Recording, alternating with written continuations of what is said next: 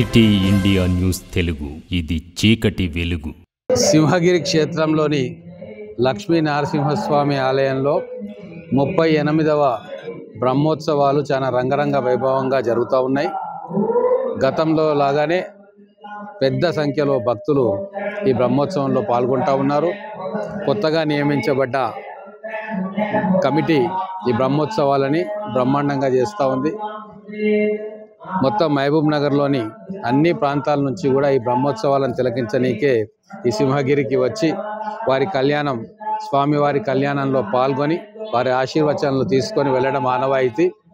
ఈ కార్యక్రమంలో పాల్గొనడానికి మేము, మాతో పాటు కాంగ్రెస్ పార్టీ నాయకులు, మా ముడా చైర్మన్ గారు, గ్రంథాలయ చైర్మన్ గారు అందరం కలిసి ఈ కళ్యాణోత్సవంలో పాల్గొంటూ ఉన్నాం. రాబోయే రోజుల్లో భక్తులకు అన్ని రకాల వసతి సౌకర్యాలు కల్పించాలని చెప్పి మేనేజ్మెంట్కి సూచన చేయడం జరిగింది. దాని ప్రకారంగా ఈ సంవత్సరంలో ఇంకా మరిన్ని సౌకర్యాలు కల్పించాలని చెప్పి వాళ్ళు నిర్ణయం తీసుకున్నారు.